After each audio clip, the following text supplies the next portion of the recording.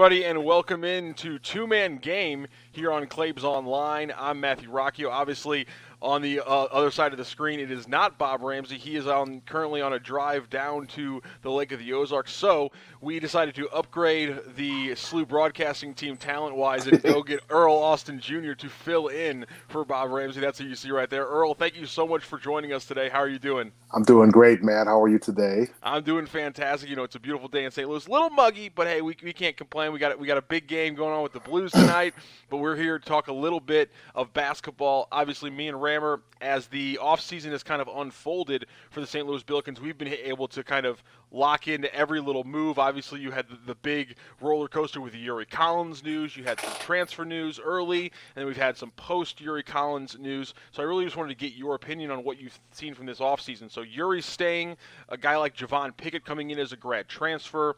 They figure out the backup situation behind Okoro. Just all in all, what are your thoughts so far on the St. Louis Billikens offseason? Well, it was a bit of a roller coaster there for a little bit, obviously with Yuri's situation, but it looks like everything is falling into place, and if everything goes to form, we should be on track for a very successful season. And once again, I'm very much looking forward. I always look forward to Billiken basketball, but it should be a lot of fun, like you say, with the additions to the program, and probably the biggest addition to the program will be the return of Javonte Perkins to the lineup. So that's what I'm most looking forward to. I think he was really going to show some folks something. I watched him in practice last year. He was shooting the ball at such a clip with such range. He was 15 pounds bigger, stronger, more physical. So hopefully if he gets back healthy and the knee is sound with everything that's going back, we could have a lot of fun next year. And like you said, with the new additions to the program, a lot of depth. Well, it should be good competition. So, it should be good. I'm very enthusiastic about it. Yeah, there was some definitely enthusiasm that played out. You know, John Rothstein, obviously the college basketball fiend that he is, he was tweeting about the A-10 and St. Louis. In fact, he had a pretty strong statement saying that essentially SLU was playing without the guy who would have been the A-10 Conference Player of the Year. Some people kind of balked at that because he didn't play at all, but I think you went straight to it. I mean, they legitimately were playing last year and won 20 basketball games without a guy who it would have been hard to see not winning the A-10 Conference Player of the Year. You added new players. You get more. You get one more year of experience in guys like Yuri Collins, Gibson Jimerson, even Fred Thatch, Francis Okoro. Everything you're talking about, adding new players, other players growing, and really the system that we've seen Travis Ford build over these last couple of years, it's hard not to get excited about this St. Louis team. It's kind of hard to tamp down your expectations because everything that we've seen, style, roster building, injuries, everything is kind of pointing towards St. Louis kind of hitting that high mark, that apex of this current roster. Yeah, I think what we saw last year with Javonte going out is you saw some players really elevate into prime positions, which you may not have seen. You saw Gibson Jimerson become one of the better scoring threats in the Atlantic 10 Conference. Gibson came into the college basketball as a marksman, young man who could shoot it from 3-point deep, but he became a 3-level scorer last year. He had 6 threes in that tournament against St. Bonaventure, but he was knocking them down from mid-range, moving without the basketball, like you see Curry, John Havlicek, guys like that, Reggie Miller, backdoor cuts. So you saw him become a more potent offensive threat, which bodes well this year. You saw Francis Okoro go from, at the beginning of the season, going to offensive rebounds, catching lobs from Yuri, to a guy that you could throw the ball into the post and he can get your buckets. And you can build the offense inside out. You saw that as the season went on. He became a viable scoring threat. You saw Fred Thatch Jr. from the UMass game on when he scored 20 points off the bench. He became a starter. He became a reliable scoring threat. He always a junkyard dog, glue guy type of guy, great defender, rebounder. But you saw him. He was percentage-wise our best 3-point shooter in conference play, over 40%. Taking big shots, and you saw his game flourish as well. So you saw, and then obviously you saw Yuri Collins become arguably the best guard in the Atlantic 10 Conference. First team all conference, led the nation in assists. First team all defense as well. So he just, that the George Mason game was the signature moment, 35 points, whatever it was, plus the game winner in double overtime at the buzzer. So you saw him elevate into once he came to school as a pass first point guard. Now you see him hitting mid-range, hitting threes, runners, floaters, and really elevate his offensive game. So you take all of that a year older, and then you incorporate a proven 20-point-a-night guy in Javante into the offense. And this is we're not even talking about the newcomers, like you said. Sincere Parker from Moberly was a JUCO All-American, averaged 25. He was a great player, and we'll watch their run all the way to the national tournament. Javon Pickett, like you said, comes with 4 years of SEC experience, versatile, 6'5", and then the young big we got Cisse, and then Forrester, 6'9", veteran. TJ Hargrove. So it's just a lot of good pieces in place, and some good pieces coming in, and you got to mold it into a team. And like I said, it's going to be high expectations, and that's good. You want high expectations. We've been when there were low expectations, so you want to be thought of in the favorites with Davidson and Dayton and VCU. That's where you want to be, because that's where the action is at, and that's where I expect to be next year. And yeah, that's where a lot of people are expecting to be as well. Something you mentioned there that I want to touch on really quickly before we close out the SLU discussion, which is you talked about obviously the importance of Yuri Collins, and he's playing so many minutes, but at the end of the day, there's still 9 or 10 minutes, a game, maybe a little bit more, where Yuri Collins isn't going to be on the floor, and somebody else has got to bring up and initiate that offense. So, is the backup point guard spot something that you expect to be really taken care of here in the next, in the interim over the next 4 months, or is there a combination maybe of a transfer and then somebody like Javante Perkins or Gibson Jimerson maybe stepping up as a ball handler and taking possessions where they can be initiating the offense? How do you maybe see some of those, that 10% of the possessions that Yuri won't be taking? How do you see them attacking that from like the point guard and ball handler position? Well, ideally, you want a competent backup, veteran, somebody kind of like we had DJ last year, who was a fifth-year, grad transfer and took up those minutes. You want somebody who, can do that. And then, but you want to develop a few other guys, hopefully in the breach. You saw Fred do that. And then you saw a little test run in the game against Northern Iowa when Yuri didn't play. Fred Thatch did some ball handling. You might see Javante, Kellen Thames, one of our freshmen, played point guard for his dad, Kelly, at Pattonville High School. So, he's done some of that. So you'll see, obviously you like somebody who's maybe a veteran grad transfer or a young player who, and like I say, it's kind of tricky because, Yuri's going to play a lot of minutes. And so it's got to be a good fit as well. So, yeah, I expect that spot to be filled. But then I'll expect some other guys to develop and hopefully become that secondary, third, fourth ball handler as well. Do you think you bring up Sincere Parker? It kind of made me think about this. How much do you think we see guys, Sincere Parker, Kellen Thames, some of the newcomers that we haven't gotten to talk about as much? What is your expectation on how much we actually will see them? Obviously, Sincere's a little different, transferring from JUCO, obviously different than a guy like Kellen Thames coming in who's a freshman. Do you think we'll see those guys get a big chunk of minutes this year, or is that or are we just seeing Travis Ford continually reloading and planning for the long haul? I think you'll see them. I think if you see them play themselves into good minutes, that means they've made significant strides from the moment they stepped on campus. And I think that's one thing we've seen with Travis since he's taken over. He's done a nice job of really recruiting and keeping the talent level at a certain level where you didn't have to depend on a bunch of freshmen. Like several years ago, there would be a time where you needed Kellen Thames and Nick Kramer. They'd be thrown to the fire right away. And they're talented players and could handle it. But it's tough. College basketball is tough on most freshmen, obviously, the McDonald's All-Americans and the one-and-doners. But there's a lot of freshmen that come in and they got to get their feet wet. But it's right now, if you're in a process where you got a lot of talent and experience, especially at the wing position, especially inside with Francis, obviously Yuri at the point. So there's no pressing need for them to come in right away and play because you got guys right there in place. They can learn and do their thing. But if they were able to make big strides in that interim and forge themselves into some minutes, then that makes it even better as well. I just love the roster construction on this team, and I've been like that for now 2 years. Just how Travis is building this team, and the way now he's built it almost perfectly.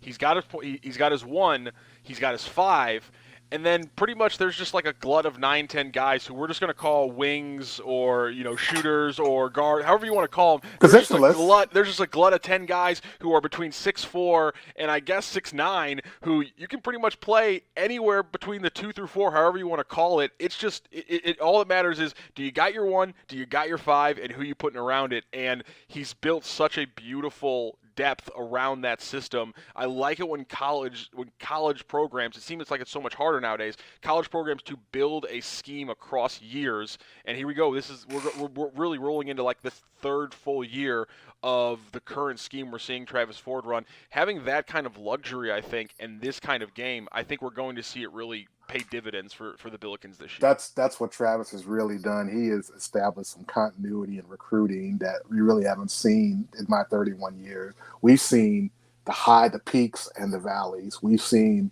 where, the Claggett, Highmark, that group, H. Waldman, took us to 2 tournaments. Then we kind of had to start over and rebuild again after they left. Then Larry's group came. And then obviously we had, you had the Sons of Majerus, as my friend Bernie Miklas called them, Kwame and Dwayne Evans and Cody and Rob Lowe and all those guys. They won over 100 games. We went to 3 tournaments, won a couple A10s.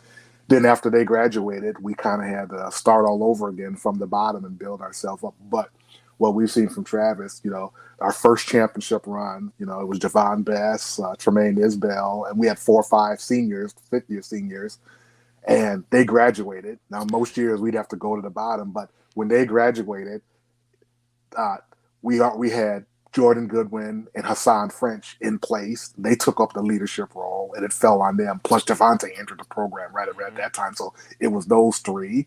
And so we still kept winning 20-plus games, even though we lost a good senior class that won us the championship. Now, Jay Good and Hassan had moved on. And in essence, Javante didn't play, so that 3 left. But then in place, you had Yuri Collins, Fred Thatch, Gibson Jimerson, TJ Hargrove. You had a bunch of guys who were playing a lot of basketball under them. So there really wasn't a lot of drop-off, and you had guys in place who played minutes, who were ready to go, and they've kept it going when we won 23 games and kept it going. So that's what I've been most impressed with, the continuity of talent. We really haven't had that drop-off where we've had to start all over again, and that's what's really been encouraging these past 7 years. There he is. That is Earl Austin Jr. We're talking a little bit of SLU Billikens basketball here on Two-Man Game. Bob Ramsey taking a little bit of a drive today, so couldn't join us. So Earl Austin steps in, his St. Louis Billikens broadcast cohort over on KMOX. Joins us here talking a little bit of basketball. That was talking a little bit of SLU. Now, let's change it, though, to the pro game. I know you're obviously locked into that because it's hard not to be. Before we get into really the big question, not only around St. Louis and NBA circles, but nationally with the Eastern Conference Finals, Jason Tatum and the Celtics taking on the Heat. Before we get into that game, which is going to be, man, the end of that series is going to be incredible. I want to get a couple thoughts from you on some of the teams that we've seen eliminated. The biggest one, me and Rammer talked so much this year about the Eastern Conference, but every time we talk Western Conference, it would revolve around the Phoenix Suns or the Memphis Grizzlies. Now, neither of those teams made it to the Western Conference Finals, but they were fun to watch, and I think they are both kind of going in different ways, kind of going in the future. So I wanted to get your thoughts really quickly about those 2 teams. Specifically, what did you see from a young Grizzlies team, and how do you see them growing over the next few seasons as a club together? Well, their future is unlimited, obviously, to get a 2nd seed and win 56 games. They had the 2nd best record in basketball behind Phoenix. To do that with so many under 25 guys was tremendous. Obviously, they got one of the established young superstars in the game in Ja Morant. But then they got guys like Desmond Bane, one of the top young shooters in basketball. Brandon Clark, one of the top offensive rebounders. A defender, and Dylan Brooks. They just got so many different weapons. JJJ is one of the up and young bigs who's versatile. He's kind of one of those new age bigs who's got a big ceiling, along with Ja. So they got, like you said, Adam. Then they got the veterans like Slow Mo and Big Steven Adams, and they go 10, 11 deep, and they've just done a tremendous. And they play hard. They play good defense, block shots. They get steals. What they lacked, obviously, was championship experience, and you saw that. not only against Golden State, but you saw that against Minnesota in the first round. The reason why they beat Minnesota because Minnesota was just as young and more inexperienced and just as young and more mistake prone than Memphis was, or else Minnesota might have been playing Golden State. But Memphis was able to get through what they were able to get away with against Memphis. Obviously, they couldn't get away with against a team with championship pedigree like Golden State. But you got to be excited about what their future is as well. Man, Ja is so much fun to watch. My biggest takeaway with Ja, it will always and consistently be just start landing with both feet on your dunks, my man. You look too much like Derrick Rose out there, and that terrifies me every single time I watch it happen. Just start landing with 2 feet. That way I can breathe easy whenever you go for one of those highlight dunks. But, I mean, like you said, it's so much fun to watch. Jaren Jackson Jr., I think, it's hard not to come away with the Grizzlies and just fawn over Ja Morant. When you have that kind of young scorer, a guy who's the future of the NBA, one of the future faces of the NBA. But I think you brought up, Jaren Jackson Jr., I really think, is the linchpin. When he would get in foul trouble, it would be a completely different ballgame than when he was locked in. And I think that kind of speaks to the big theme that I've been trying to point out with the NBA this year is that you might, if you're a casual fan, I don't think people will understand just how important defense is and how important a guy like Jaren Jackson Jr. was to consistently affecting shots, blocking shots, being able to run guys out on the perimeter and things like that. He's been so crucial. If he can get his thing right and he can continue growing alongside Bane and Brooks and Morant, it will only be a matter of time until they have championship experience because they're going to break through. He determines the ceiling of that franchise. Obviously, Ja's health is one thing, but JJJ, because like you say, he's a two-way big in the theme of Giannis and Anthony Davis, guys that can impact a game. Like you said, he's a great three-point shooter for a big. He can score inside, but like you say, he's the best shot blocker. He's leading the league in shot blocking. And despite foul trouble, and like you say, what's he 22? Young. He's a pup, so his ceiling is so high, and he would be a matchup nightmare, and to the point where if you wanted to play big, you can play him and Adams together at times, like they did this latter part of the Golden State series when they really gave the Dubs trouble. He just determined. Or you can play him at the 5, and then you bring in Clark or whoever, slow-mo at the 4. It doesn't matter. But yeah, he just has so much oozing with potential. Ja, I'd like to see start to play the long game early, like you said. Watched what D Rose. He got. Don't depend. Obviously his athleticism. He's just a highlight reel dunker. Get to the rack. But I'd like to see him even at an early age start to develop a few old man things, like the mid-range jumper, be a little more consistent at the 3. Start to develop that. Don't wait till you're 28, 29 when some of your athleticism. Start to develop that game early. That way you become the ultimate unicorn where you could do all 3 levels still at peak athleticism, He should be watching like 2012 to like 2016 Dwayne Wade tape. Yeah. Being like, if I can have these moves when I'm 28 or 29, it's going to completely extend my career. Because you're right. That as soon as that athleticism loses a little bit, he's got to find where that compensation is going to come from. Right, because he's a daredevil. Like D Wade was a daredevil, D Rose was a daredevil. But start to develop those other skills, that late skills early. Start to develop those early, and then I think it makes you even more dangerous. Like say when you're 25 instead of when you're 29. He'd be 25 years old. And he would own the league, if he was pure 3 levels at 25 when he enters his peak, it would be just like you see Giannis at 26, 27. He developed his mid-range. Now he'll hit the 3 once in a while, but the mid-range and the turnarounds and all that has become. Now he's unstoppable. Now with what he already does, but I know we're talking West. So I digress. You don't need a mid range when you can Euro step from the 3-point line. Yeah. As you see mid range from that's almost taboo. But that Rammer will tell you that's for me that's still I think a big part, especially if you're a dominant. You want to be a dominant scorer. I think you want to collect money at every spot. That's why I call, like I said, I'm digressing again because I know we're talking the West, but I call Jason Tatum the landlord because he collects money at every spot on the floor. He collects it at the high post, the mid post, the Yep. 3-point line, in the paint, the free throw line, 25 feet from the basket. If there's money to be had, why forsake it? I know we're in the math equation right now, but you want to be as a scorer, you want to have more answers than the people defending you have questions. And I Well, think that's the key. I think that we're getting circling back to Ja. I think as he develops more answers than they have questions, while he's this freak athlete, young, it would make him.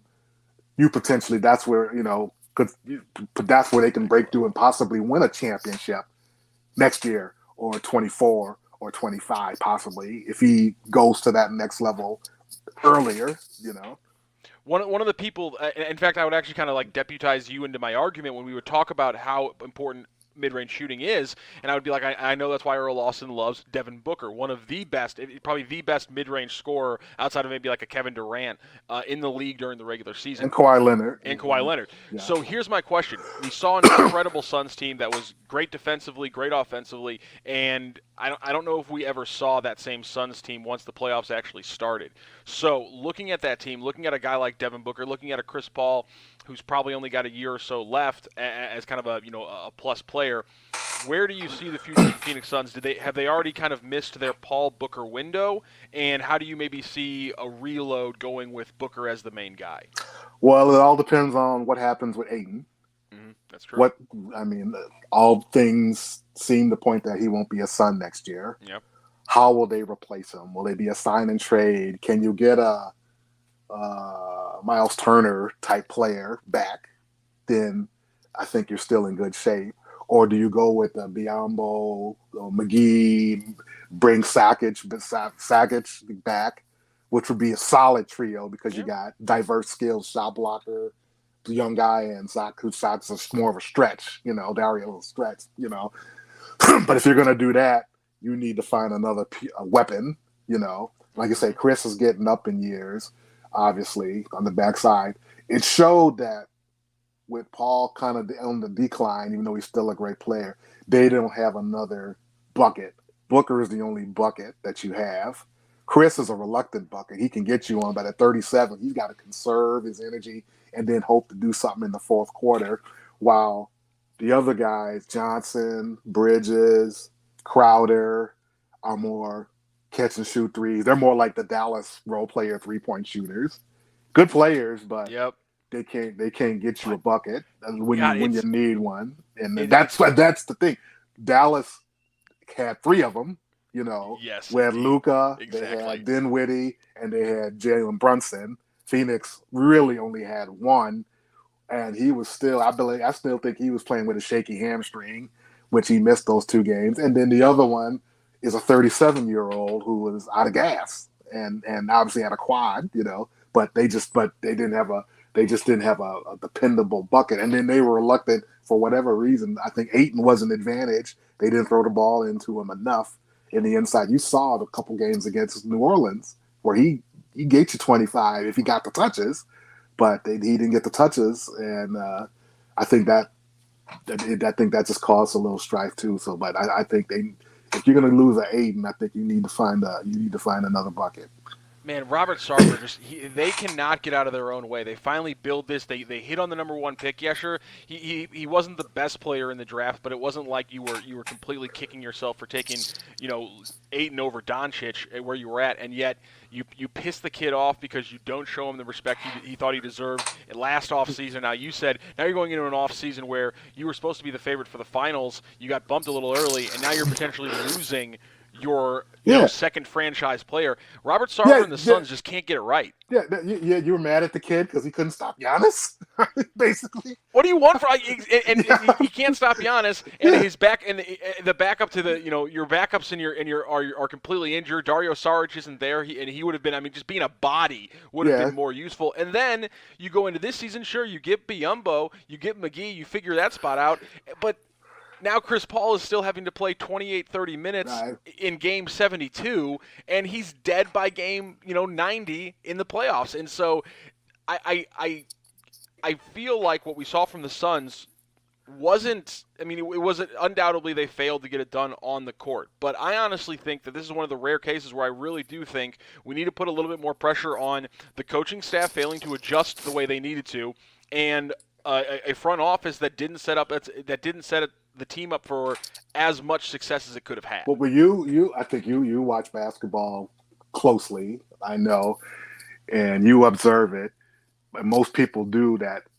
Probably realize that some of the bloom came off the Suns' rose when they played the Pelicans. Mm-hmm. That could have easily been a 7-game series. And that's I mean not and having that could have gone the other way. Pelicans, and having Mikal Bridges and taking till game 3 to figure out that we really need Mikal just to shadow Brandon Ingram. That's that's a kind of adjustment that Monty Williams was seemingly making at halftime during the regular season, and yet it took him until game 3 during the postseason. That was just a surprising, just lag behind by the coaching staff. I mean, he got outcoached by Jason Kidd. I never thought that was going to happen during the regular season. Kidd has evolved. There's no doubt about it. And I think Dallas, I mean, the trade for Washington, my Wizards, that the trade which bought Dinwiddie really kind of took and then Brunson, obviously. I mean, I think the biggest thing for Dallas, which happened for them, were the first three games against Utah without Luka, where they learned to play, and they won 2 of those games. And Brunson and Dinwiddie became, guys. They became guys those games. That one game, Brunson went for 72 games in game 2 and 3, and Dinwiddie was right there with them. So, I mean, they gained their confidence that we can score whenever we want to. And then Luka came back. So now they had kind of and then that 3-headed monster showed up. It took a while, but that 3-headed monster showed up in Phoenix on game 7. That's yeah. And did they ever? And listen, we'll have to have you on to talk about kind of the future of the Mavericks. I think it's there, but that's another case of an owner. Yes, I think having a good hand and really needing to step up and have an off season where for once he doesn't kind of screw it up the way that shockingly Cuban kind of has. Has all the money in the world, has a team in Dallas, but yet he can't make that big free agent signing. Well, they never could. So now you got a top 3 player in the NBA, and you got an off season where he's going to be expecting to get some help after it clearly just wasn't enough to get you over the hump. So I mean, I got to wonder. I mean, Sarver, he always screws it up. Cuban has in the past. Do either of these owners get it correct? I don't know. And the West is unforgiving. Yes, it is. Every mistake you make, you pay, because it's just too much. It's too much heat out there. Even with all the injuries, But next year, if everybody prayed, everybody healthy, it's going to be an inferno in that West. And hey, the West is tough, but I mean the East. I mean it's a rock fight every night. In fact, we're seeing that right now play out in the Eastern Conference Finals. Let's get into that a little bit. Sure. Tonight, Game 6. The Celtics now have completely turned the momentum towards themselves and away from the Heat. I'm shocked by that. I thought after Game 3 that this really was the Heat series to lose, but yet Jason Tatum again. Pretty simple. He had 3 games where he had to win 2 of them to take his team to the next level. He's going up against another star that's beat him before in Jimmy Butler in the Miami Heat. He's done it in the first game already. He's got to do it one more time. Jason Tatum, he did it against Giannis, took one more step. I mean, we are watching a St. Louisan go from all-star to all-NBA to potentially championship-level MVP caliber player right in front of our eyes over the last 2 weeks, and I think we're going to see it again tonight. His maturation and his development over the years, and as you say, over the months, has been tremendous because, like I said, you're seeing from Jason what you see in some of the greats in the game in what they had to go through to become a champion or a potential champion, the heartache and the tough losses and the criticism and all that. But you see him just he's become the total package, 2-way player. Like I say, taking KD straight up for the most part in that series. That it showed his defensive chops, And then obviously Game 6 in Milwaukee was arguably the best NBA performance from a St. Louis player ever. I go back to JoJo it goes back JoJo in that historic Game 5 against Phoenix, that triple overtime game. JoJo had 30. He had big shots, and so many players fouled out, and JoJo pretty much carried the Celtics home in that game against Phoenix, and they ended up winning that series. And JoJo was, I think, the MVP. But this one, because it was 3-2, and Giannis put up a performance like he did against Phoenix last year to close them out, a 44-20 to close them out. And that should have been it for the Celtics. But he was the second best player on the floor that night, because Jason went for 46 and brought Milwaukee back with Boston to close. And then everybody joined in saying, so Jason's gonna have a big game, but at home, everybody is gonna join in this beatdown tonight they're gonna have to. I mean, you gotta close this thing out. Golden State's all waiting, sitting at home. You got to play with the urgency, as Jason's even said, we're down 3-2, and I think we're going to see that from them, because even as much as they struggled in that Game 5, he wasn't hitting shots, but he was dropping dimes. He had like 5-6 assists, getting everybody else involved, and he was rebounding. Then he started making shots in the second half. So yeah, his evolution into this top tier of basketball. And it's just he's still 2-3 years from his physical peak. Like I said, he's 24. And and we know he's growing. He was listed at 6'9" coming into the season, but he's 6'10" almost. 6'10", 6'11". Yeah. And he's still getting big. All you do is just look at Justin, his father. Justin's a big dude, and Jason's getting into his dad's body, And so he's still ascending. And like I said, that's why I say about these young kids, they reached their peak in their mid-20s. Giannis was 27 when you really saw him at his best. So he's starting, and Jason's still a couple of years away from that. And you see him at this level where he's potentially, if he takes care of business tonight, playing in a championship game. Hopefully next week, we'll see. And that actually brings up something I said earlier this week with Bob. We were just talking about the Mavericks. Luka, hey, you saw Giannis string bean to ripped. You saw Jason Tatum. He had some soft spots that he kind of hardened and bulked up in. Luka's got a lot of those soft spots that he's got to harden. So it's not just on him. So that's kind of a similar thing. I wonder if we're going to see Luka get to that physical state and then maybe take that next jump like we saw from Jason. If he wants to. Barkley did the same thing. He lost 30-pound lost weight, and he became, and that's such a Luka's ceiling is still because of his, And I think the best thing that happened was getting to the conference finals and getting whipped. So now you got a taste of, okay, you're close. You got closer to a championship, but you still got a ways to go. And I think that was good for Luka, And I think he's going to take his conditioning and all that more seriously. That just shows you there's another level where he can reach, because it'll help him defensively. If he's a little better athletically and physically, it'll help him defensively, and obviously even more offensively what he can do, which is incredible. Much like Charles Barkley, it's when you hit that level where you no longer have to play yourself into shape during the regular season. That's what we need first from Luka. Just get to the level where your stamina isn't something that's better in Game 41 than Game 4, just because you're actually off the couch and running a little bit more during the season. Yeah, Zion, same way. Oh God, do you imagine if Zion comes back at 260? Oh God, in shape with what the Pelicans put out there to push Phoenix.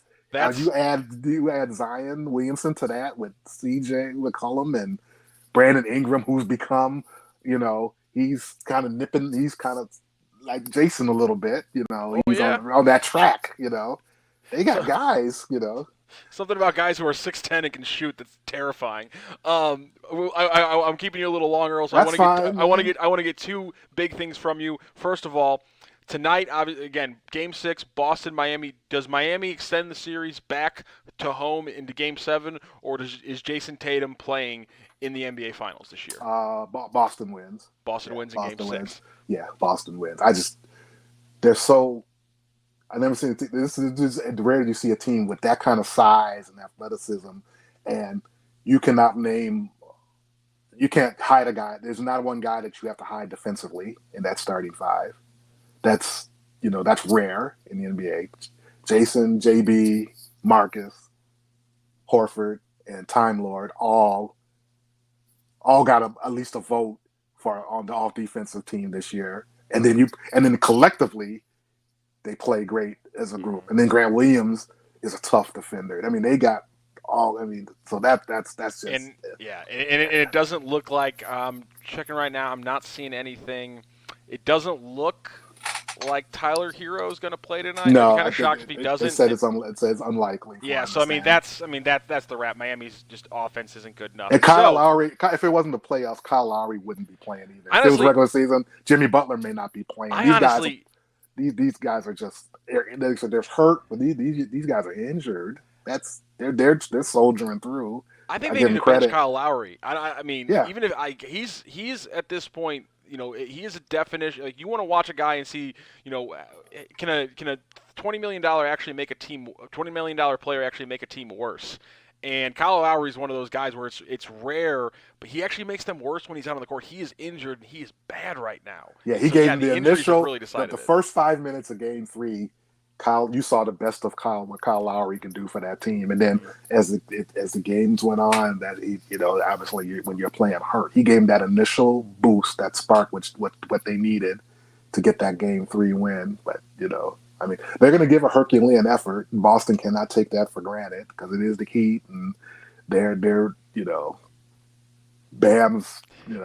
Pat Riley's gonna walk into the locker room with 9 rings on his fingers and just be like, "All right, boys, what are we gonna do tonight?" Yeah, I mean, you're gonna see. So Boston, it will behoove them to take those first 5-6 minutes of this game, first quarter, dead serious. Don't make it any harder than it has to be. They're supposed to win tonight. They're supposed to win tonight. I think they will. Yeah, I'm with you on that one. Something I said on the podcast a few weeks ago, you talked some of the shine was coming off the Grizzlies, some of the shine had come off the Suns. The Warriors weren't looking like they were at that level because Klay still wasn't there. Draymond had been suspended. So everything in the West was kind of jumbled up and not as pretty as we thought. And the East was just these teams were running on all cylinders. They were beating the crap out of each other, but they were still looking good. And so I thought 3 weeks ago when they were still the Suns, Warriors, and Mavericks left, and then there was the Bucks, Celtics, and Heat. At that point, I said definitively, this is the Eastern Conference Finals to win because all 3 of those teams just looked better every night than anything we were seeing in the West. But obviously now the Celtics have taken another jump, but the Warriors have kind of reverted back into that lineup of death, version that terrifies you from like 15, 16, 17. So if it is Boston and Golden State, give me an early prediction here if that is the finals. Oh God, that's going to be such a tremendous contrast because of the way we talked about Boston's size and length and how they protect the basket, they can guard the perimeter, but you're not taking on a team full of ISO guys. You're taking on a team that relies on ball movement, player movement, transition basketball, incredible. So that will be fun to watch, just how that goes. Just the matchup, especially if they go with that Wiggins on down lineup, and the Boston plays big, which is their best lineup. Boston's State's basically playing 4 perimeter players, and Draymond's nothing but a big fat point forward anyway who handles the ball. So it's that's going to be interesting. I think because Boston, I think, has multiple weapons. I think what they have to do is the stuff that they got away with Miami. You can't turn the ball over and have those 5-6 minutes where you just go on vacation offensively against Golden State. You got away with it against Miami for the most part so far, and to a certain extent Milwaukee at times. But Golden State's another different animal as well. And their defense is so much better than you expect. So they'll jump like all those passing lanes that the Heat have been jumping against Jason Tatum. The Warriors are going to be in those exact same lanes, if not more so with a guy like Draymond kind of quarterback in the defense. Right, and you're playing against a good half-court team offense. Obviously, you played Miami, and that was struggling, and then obviously you played against Milwaukee without Middleton. Golden State brings us so much. It would be just so intriguing because I was on with Kim Wexford Claves about 3 weeks ago, and he asked me who was going to be in the finals. I said Boston and Golden State. I did. I said I don't know if I can pick the winner. I'm kind of I don't know, but this is kind of the dream series, I think, because you got Boston, the team which was playing probably the best team in basketball after from January when the calendar turned to 2022 against Golden State, which was a contender, but then got injured, but now they're whole again. So they're it was them and Phoenix. They were in Phoenix with a battle for the 1 seed all year, but they just had injuries. So now they're healthy again, and the young guys now. Steve Kerr's got the young guys who are in big spots now. I mean, he's throwing Moody out. Moody had an 8-point riff last night. At any time, kind of like what he did with Pat McCall 3-4 years ago from St. Louis. Moody can do that. Kuminga can go in and get you 2 or 3. He got the confidence to go with anybody. And obviously we've seen what Poole has done all season long, and now Wiggins I think holds the key. Now Boston's got more. Boston could deal with Wiggins. But Dallas couldn't. They didn't have nobody that could deal with it. Boston's got size, athleticism. They can match up with, and they can match up with Looney inside as well. I mean, Time Lord and Al and Grant Williams, even Tice. So they bought those guys. And Otto Porter was tough too. I mean, they're gonna need Otto Porter. That's a good point. They're gonna need Otto Porter's size and kind of length against this team. I mean, let's see, those are the guys that hurt Dallas as much as Curry and Klay Thompson, Looney, Wiggins, and Howard Porter before he got hurt, because Dallas didn't have the athleticism to deal with them around the basket. The rebounding totals were crazy. Boston can match up with those guys as well. And we saw in the Memphis series, you already mentioned it. If Draymond's not having a good game and Kevon Looney maybe has a down game, then you can take advantage of Golden State and win that size battle. And I think Boston's one of the team that can.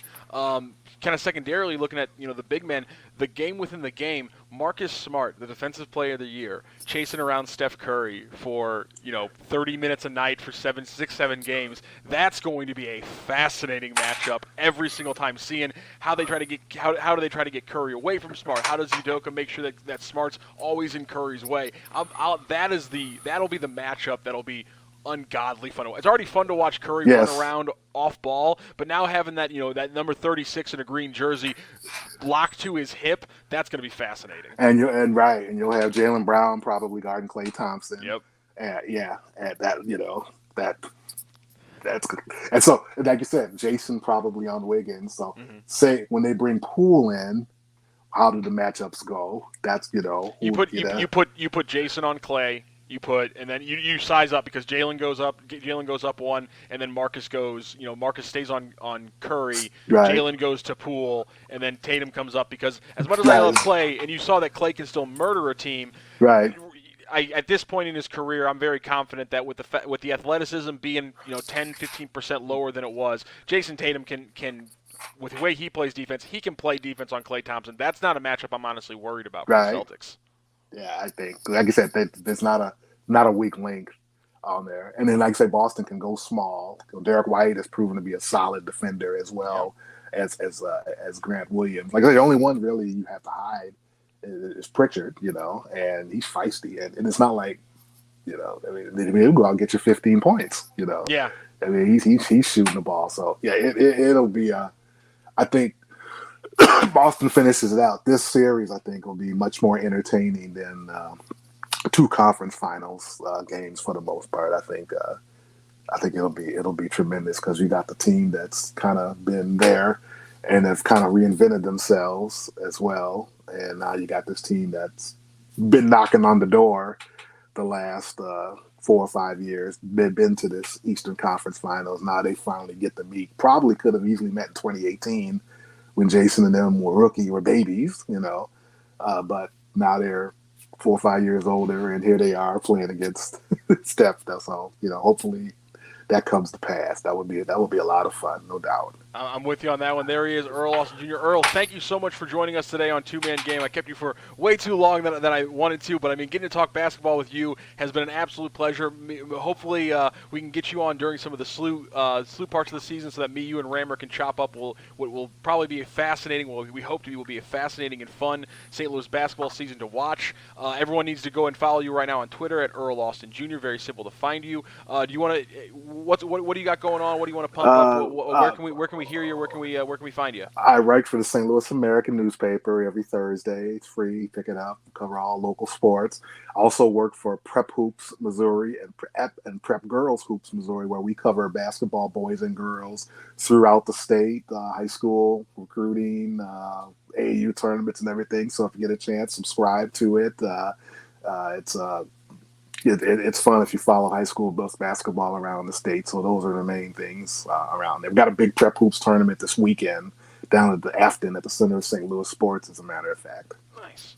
That's just down the street from me. I might have to go check it out. So there it is. Yep. Earl Austin Jr. Check him out on Twitter. Again, thank you so much for joining us. This has been the two-man game. Again, a big thank you to Earl Austin Jr. We'll be back next week. Bob Rams will be back in the seat. We'll see Earl Austin probably after the summer. We're going to let him lock in on the prep sports things over the summer. We're going to let him take a little bit of time off. We're not going to talk too much SLU basketball, try to get our heads too big because they're already pretty big. But once the fall comes around, we'd love to have you on again. Thank you so much for your time today, Earl. Anytime, Matt. Enjoy it. That is the two-man game. Thank you so much to our sponsors, Royal Banks of Missouri and Munganess St. Louis Acura. This has been the two-man game on Claves Online. St. Louis Acura, new inventory is arriving daily, both new and pre-owned. Our buying team adds a higher level of personalized service that others can't match. We sell over 100 pre-owned vehicles monthly, and many of these are matched by our buying teams in Missouri and Illinois. As new Acura production ramps up, be one of the lucky ones to try the newest Type S models now available. Performance has never been so stylish and comfortable. St. Louis Acura remains committed to becoming better than ever for you.